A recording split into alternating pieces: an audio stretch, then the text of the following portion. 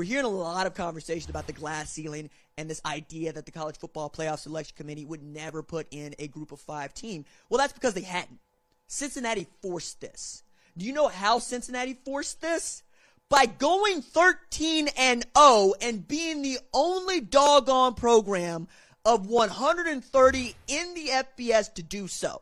They had to do what nobody else has had to do to get into the college football playoff this year.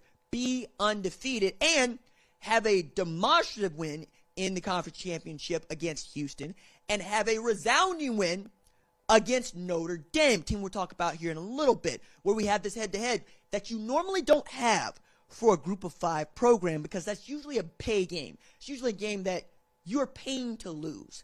And yet this year where things are coming together in just the right moment, at just the right time, you got Desmond Ridder, you've got Sauce Gardner, you've got Jerome Ford, and there you go to go into Notre Dame on the road and get yourself a true road victory against a team that we all know is good and deserved every opportunity to try to get in the playoff if things broke their way. I'm tremendously happy for the American. I'm happy for Cincinnati.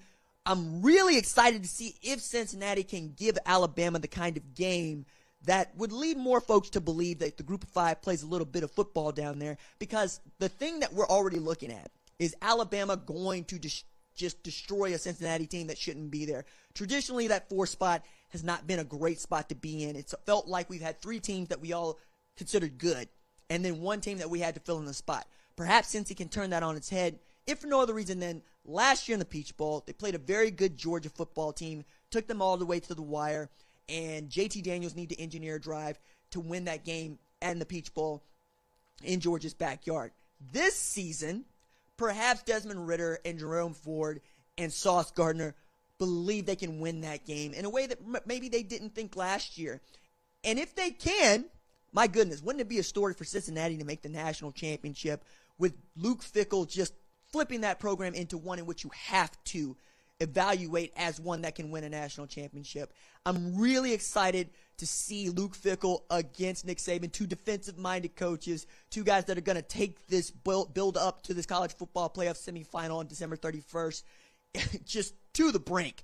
And if you're Cincinnati, don't leave anything out, man.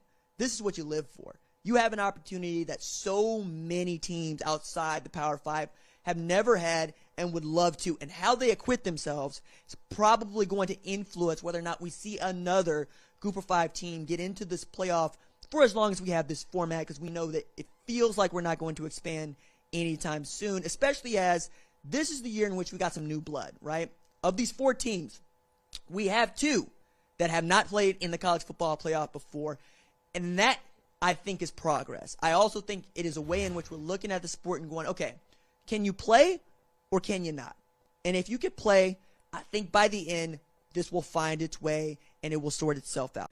Thanks for watching this video. And remember, hit that subscribe button so you don't miss any other videos on the #1 ranked show YouTube channel.